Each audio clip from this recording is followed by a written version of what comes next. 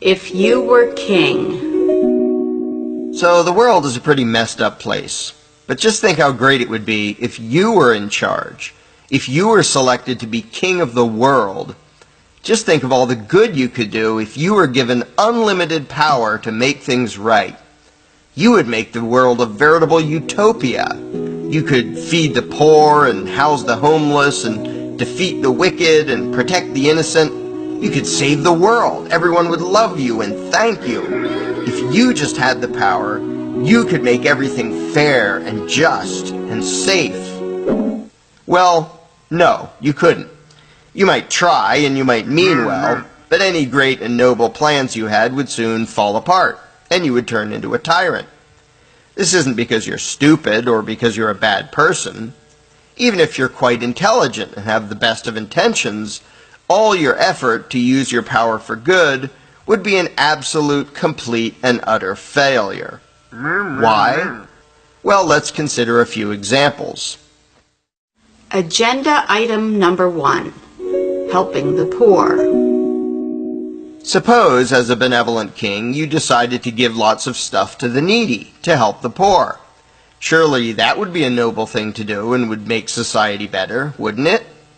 Well, no, and here's why. Whether it's a king, a Congress, or anything else, government doesn't create any wealth. Any wealth it gives away, it first has to take from somebody else. As king, before you could give anything to the poor, you'd have to take it from someone else. But suppose that someone else didn't want to hand it over. Whether he just wants to keep it himself or wants to give it away by himself, or thinks you do a bad job of it, if for any reason he didn't want to fund your plan, what would you do about it?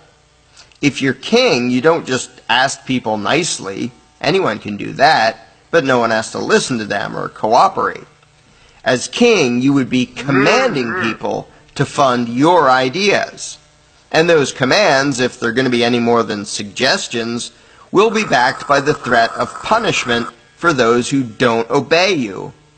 If some peasant doesn't think he can afford it, or doesn't trust you to spend it wisely, or just wants to keep his own money, what will you do about it? Just let it slide? Not if you want to have any power. If your subjects can ignore you without any consequences, then you have no power. So the peasant who wouldn't fund your plan must be punished and made an example of. Suddenly, you're not just benevolently giving stuff away, you're hurting people who don't want to do things your way. Whether you execute the peasant or imprison him or burn his house down or take some of his stuff, whatever, you'll be doing harm to him simply because he wouldn't let you take his money. Suddenly, being king isn't just about being caring and generous. It's not just about giving and helping. It's about controlling and punishing. It's about threatening and hurting people. Agenda item number 2. Serving the common good. Next, maybe you'd want to build public schools so your subjects' children could get a good education.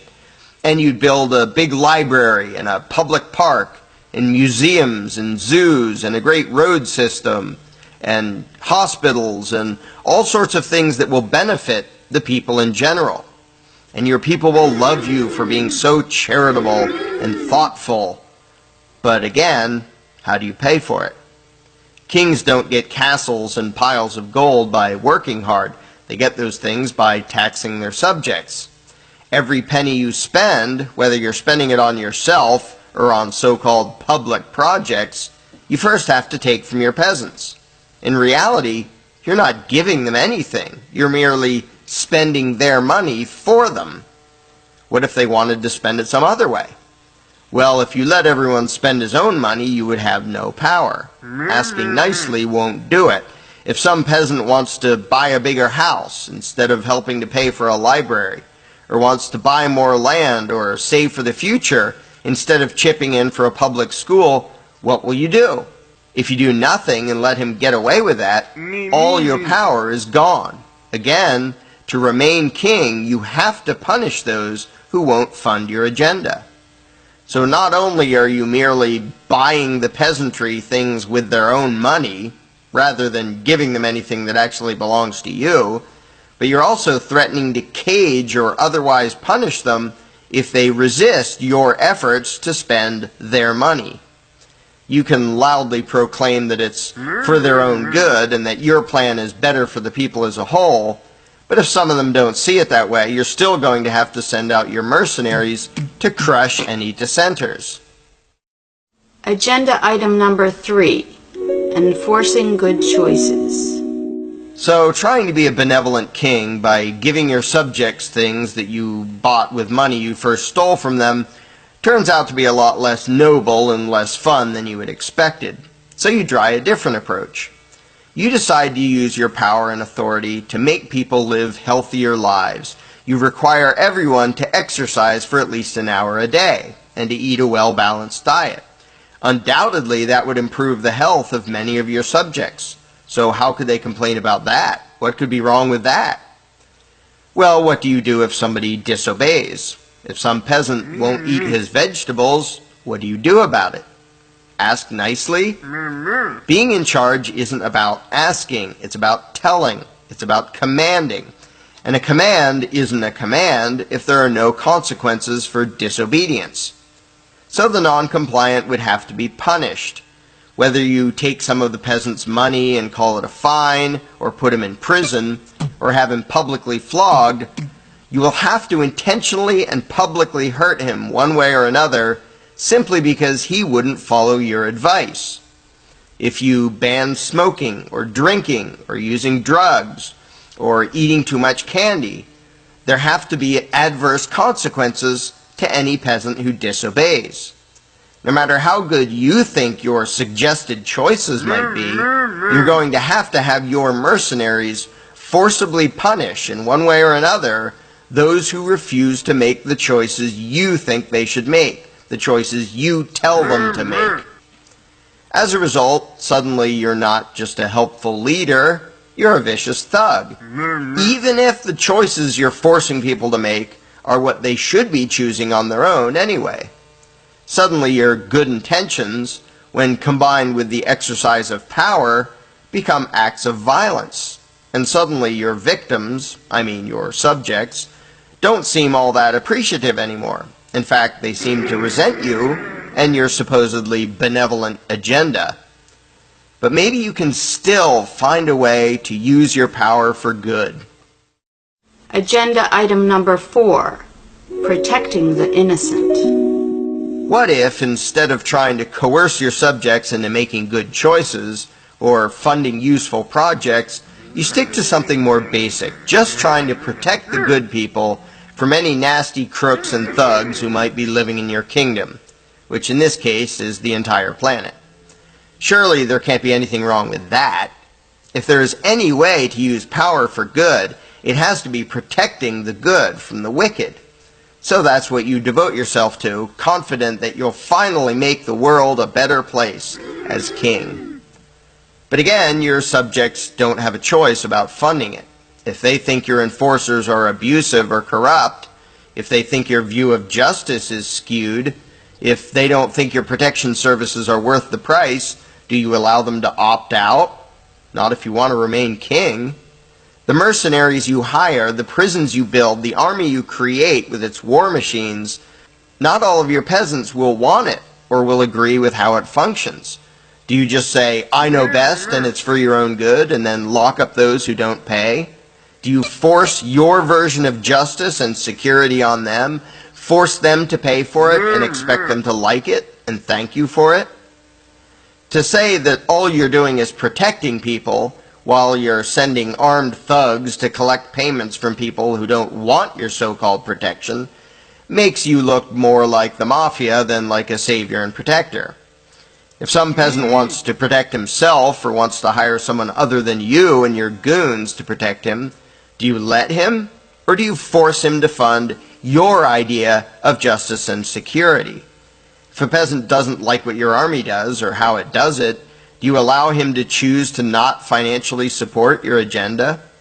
Again, retaining your power requires you to violently impose your agenda on your subjects, forcing them to fund it, crushing any resistance, and doing all of that in the name of defending them against thugs and thieves.